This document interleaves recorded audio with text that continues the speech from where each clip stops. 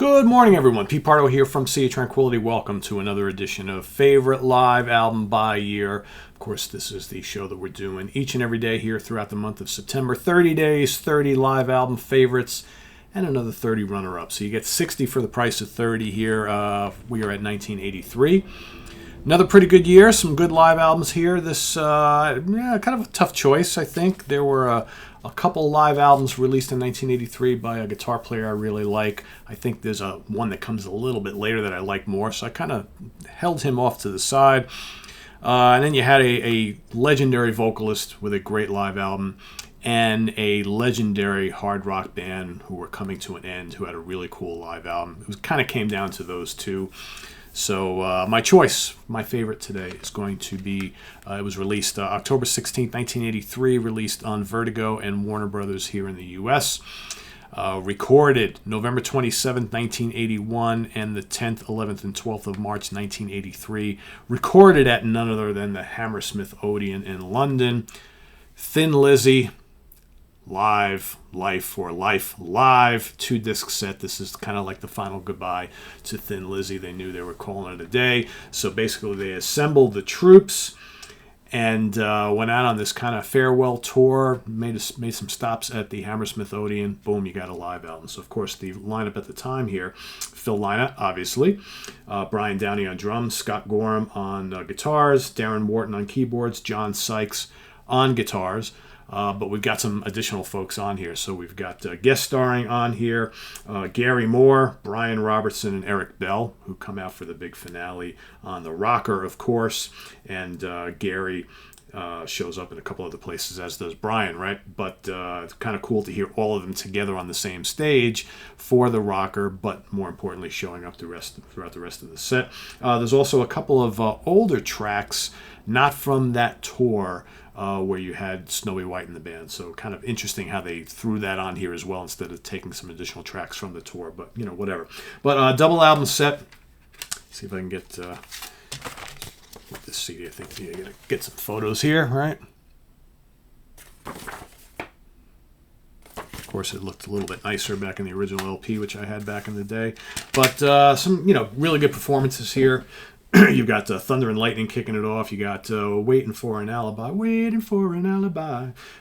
got Jailbreak, Baby Please Don't Go. And what I really like here is they play quite a few songs from the Thunder and Lightning album, which I like quite a bit.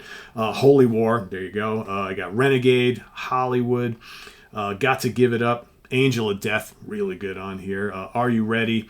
Over on disc 2, you got, of course, The Boys Are Back in Town. You got Cold Sweat, Don't Believe a Word, There's a Killer on the Loose. The Sun Goes Down, really good on here. Nice guitar soloing on that song. I always love that moody track. You got a Rampage and Emerald on here. Of course, Brian Robertson comes up on stage to play the solo. You got Black Rose, of course, featuring Gary Moore. Still in Love with You. And then, of course, the big finale of The Rocker with all the guys out there playing together. So, really cool.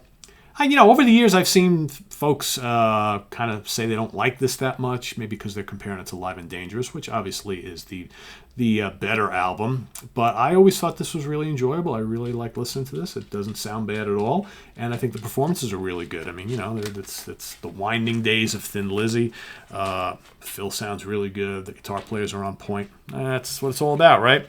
So my runner-up, I ultimately decided to go with this one, which was released June 6, 1983 on Geffen in U.S. and Canada, Charisma, and other parts of the world. Recorded November through December 1982, all throughout the United States, as well as some select shows, or a select show in 1983 in Bath in England. I am talking about Peter Gabriel Plays Live. This is good stuff. So this, of course, is the band we all know and love from Peter from that time period. Jerry Marotta on drums, Tony Levin on bass and stick, David Rose on guitars, Larry Fast on synths. Just a really cool band they used quite a bit back then. And some, at this point, this is the early part of the Peter Gabriel solo career, right? Rhythm of the Heat. Fantastic on here. Eye of the Touch. Again, this is another double album. Not One of Us. Family Snapshot. DIY. DIY is great on here. The Family and the Fishing Net. Intruder. All right, 100 Swimming, and then over on disc 2 on the CD, you've got San Jacinto leading things off. Phenomenal version. I mean, there's some of my favorite versions of some of these songs are on this album. Salisbury Hill is epic. No Self-Control, absolutely killer. I don't remember. I can't recall. Shock the Monkey, Humdrum, On the Air, and finishing things off with a very emotional Biko, and you could just picture everybody just kind of getting into it in the audience. Yeah, I mean, this almost was my number one. But I had to give it to Thin Lizzy because I feel really bad that Thin Lizzy didn't make my pick or my runner-up for Live and Dangerous from that year. And even though I really love it, it was sitting right on the periphery. But that was a ridiculous year, right?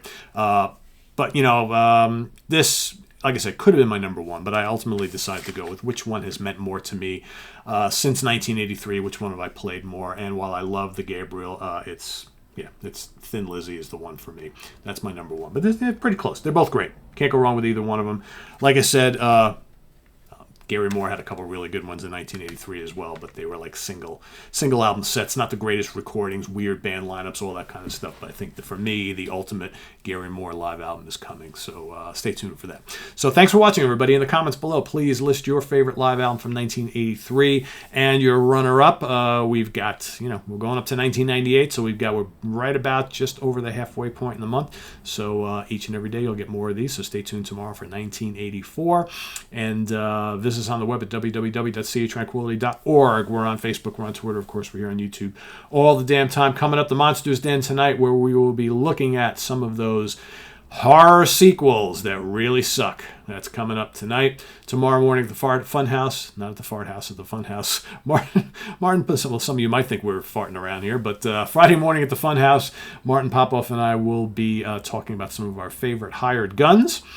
So stay tuned for that. And, of course, Sunday we've got album homework assignment. Louis Nasser and Chris Allo going head-to-head. It'll be interesting to see what they thought of their assignments. And lots more stuff also happening on the channel. We've got Simon Bray and myself will be ranking the albums of the Charlie Daniels Band, as well as Doc Holliday. So you got two cool Southern rock shows coming up. Stay tuned for those tonight. And lots more stuff happening. So thanks for watching. Make sure you subscribe if you haven't already. Click on that notification bell as well. If you want to make a channel donation, please consider clicking on the Ko-Fi link below. And we've also got the link to our merch page with all sorts of cool Sea of Tranquility stuff that you can wear proudly and show off proudly.